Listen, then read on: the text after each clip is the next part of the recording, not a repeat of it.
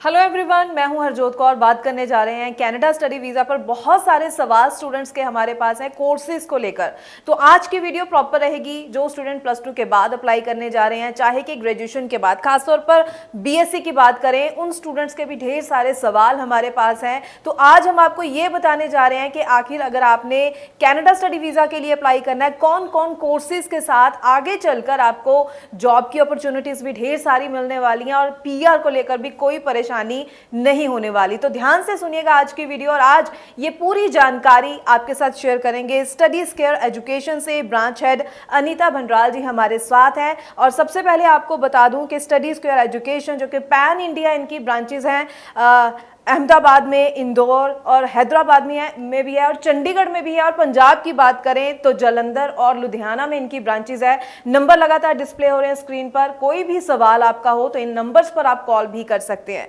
अनीता जी, बहुत बहुत स्वागत है आपका। Thank you so much ma'am. तो अनीता जी, आज के टाइम की अगर बात करें, कनाडा स्टूडेंट्स जाना चाहते हैं, लेकिन आजकल देखा यही जा रहा है कि स्टूडेंट्स कोर्सेज को लेकर थोड़े कंफ्यूज जरूर हैं कि आखिर कौन से कोर्सेज के हम सिलेक्शन करें, आगे चलकर कोई परेशानी ना हो। तो आप जरूर +2 के बाद स्टूडेंट कैसे कोर्स सिलेक्शन करें, ग्रेजुएशन के बाद, और बीएससी वाले तो कई स्टूडेंट्स की क्वेरीज हमारे पास है, तो एक एक कर इन सभी स्टूडेंट्स की जो ये कंफ्यूजन है इनको दूर कीजिए आप। जी, सो मैम, कनाडा की अगर मैं बात करूँ तो कनाडा में एक बहुत इम्पॉर्टेंट रोल प्ले करता है कोर्स रेलेवेंसी। और कनाडा में जो वीज़ा की जो प्रोडक्शन है वो भी कोर्स रेलेवेंसी पे डिपेंडेंट है। दैट मीन्स अगर आपने कोई भी कोर्स, आपने जो भी इंडिया में सब्जेक्ट पढ़ा है, आपका जो कोर्स है वो उसके बिल्कुल रेलेवेंट होना चाहिए। अब उस चीज़ में स्टूडेंट्स एंड में भी कुछ कंसल्टेंट्स क्या गलती कर लेते हैं, रेलेवेंसी के चक्कर में वो 100% रेलेवेंसी में चले जाते हैं। तो कनाडा का हमेशा एक कंसर्न होता है, अगर आपने कभी रिफ्यूज़ल भी कनाडा का देखा हो तो एक बहुत सा जेनेरिक सा उनका रिवर्ट होता है कि आपकी जो प्रोफाइल है वो एप्रोप्रिएट नहीं है, you may try next time. So उस चीज़ का मतलब ये है कि हमें ये देखना है कि सबसे पहला जो इम्पैक्ट है that is the course relevancy. Let suppose अगर मैं बात करूं प्रोफाइल वाइज, अगर मैं बात करूं, लेट सपोज अगर किसी स्टूडेंट ने 12th किया है और उसने 12th नॉन मेडिकल से किया है, तो मेजर सब्जेक्ट्स हमें उठाने होते हैं कि मेजर सब्जेक्ट्स कौन कौन से हैं। तो अगर मैं मेजर सब्जेक्ट्स की बात करूं तो हर सब्जेक्ट का कुछ ना कुछ मीनिंग होता है। कनेडियन एजुकेशन के साथ उनकी रेलेवेंसी का कुछ ना कुछ एक मीनिंग होता है। तो अगर स्टूडेंट ने 12th किया है तो मेजरली उसने इंडिया में पढ़ा होगा नॉन मेडिकल के साथ physics, chemistry and mathematics.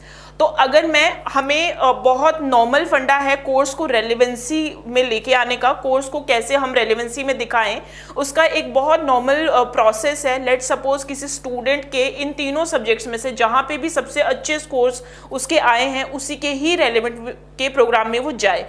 Let suppose अगर किसी स्टूडेंट के 12th के मैथमेटिक्स में अच्छे मार्क्स हैं, दैट मीन्स 65% अबव, तो स्टूडेंट को जो कोर्स सेलेक्ट करना चाहिए that should be related to the computers. अब स्टूडेंट्स इसमें भी बहुत ज़्यादा कंफ्यूज होते हैं क्योंकि उन्हें लगता है कि 12th में हमने एक एडिशनल सब्जेक्ट कंप्यूटर्स रखा था, तो मे बी हम 12th कनाडा में जाके कंप्यूटर्स का प्रोग्राम कर सकते हैं। लेकिन हमें ये जानना बहुत ज़्यादा ज़रूरी होगा कि 12th में जो रिलेशन होता है वो मैथमेटिक्स प्लस कंप्यूटर का होता है। तो if you are good in 12th mathematics then you should go to the programme related to the computers. अब 12th के बाद जो कंप्यूटर्स के प्रोग्राम रहते हैं कनाडा में वो 3 तरह के रहते हैं। एक आता है कंप्यूटर सिस्टम टेक्नीशियन, दूसरा आता है कंप्यूटर प्रोग्रामर, तीसरा आता है कंप्यूटर इंजीनियरिंग टेक्नीशियन। इन तीनों ही प्रोग्राम देखने में आपको लगेंगे कि ये बहुत कॉमन, बहुत नॉर्मल और मे भी हमारी प्रोफाइल से बिल्कुल रेलेवेंट होते हैं। इसमें भी इसका भी एक लॉजिक है कि लेट सपोज अगर आप 12th के मैथमेटिक्स में 80% अबव मार्क्स कर रहे हैं तो आपको कंप्यूटर प्रोग्रामर या फिर कंप्यूटर इंजीनियरिंग टेक्नीशियन की तरफ जाना चाहिए, because you are good in mathematics, क्योंकि वो पूरा आपका न्यूमेरिकल के साथ आपका कोरिलेट होता है। If you are average in mathematics, that means if you are scoring somewhere 55 to 70%, then you should opt for the computer system technician. So this is the way how we can assess your profile. अगर इसमें आपको कोई भी confusion है तो हमारे numbers हैं, लगातार आपको स्क्रीन में दिख रहे हैं, you can call us and you can discuss your profile. So अभी आगे चलते हैं कि अभी ये तो हमने 12th मैथमेटिक्स की बात करी। अभी अगर हम आगे चलते हैं कि what if the student is good in chemistry but उसके जो दूसरे सब्जेक्ट्स हैं उसमें एक एवरेज मार्क्स हैं और वो इंटरेस्टेड भी केमिस्ट्री के लिए ही होगा।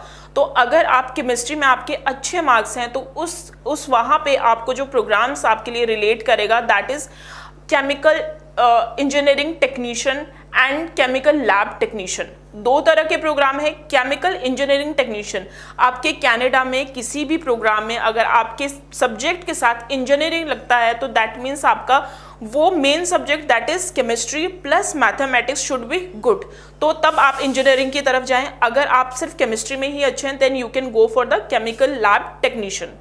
अब अगर हम बात करते हैं फिजिक्स के related, if you are good in physics, so physics में आपके जो प्रोग्राम्स जाएंगे वो आपके जाते हैं electrical related to electromechanical engineering. जब भी आप इंजीनियरिंग के रिलेटेड प्रोग्राम देखें तो आपको दो सब्जेक्ट्स की कोर्स रेलेवेंसी बनानी पड़ेगी, that is the main subject and the mathematics. So ये हैं जो कि 12th नॉन मेडिकल वाले इस तरह से प्रोग्राम की असेसमेंट करते हैं। Actually this is the way how we assess your profile accordingly. So ये रही 12th नॉन मेडिकल की।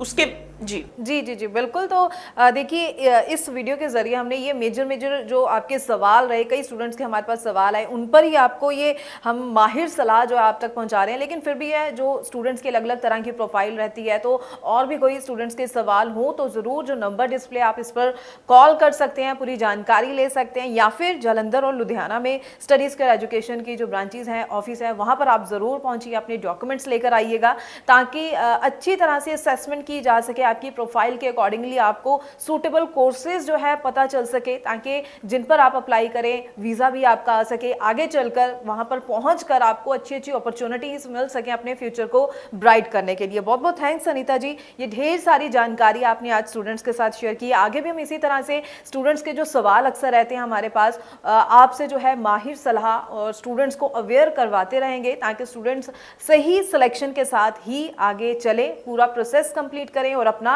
स्टडी वीज़ा हासिल कर सके। बहुत बहुत थैंक्स एक बार फिर से अनीता जी। और इसी के साथ मैं स्टूडेंट्स को फिर से कहना चाहूँगी, कोई भी सवाल है जो नंबर डिस्प्ले इस पर कॉल कीजिए और सही जानकारी के साथ ही आगे बढ़िए। फिलहाल के लिए दीजिए इजाज़त। Thank you so much.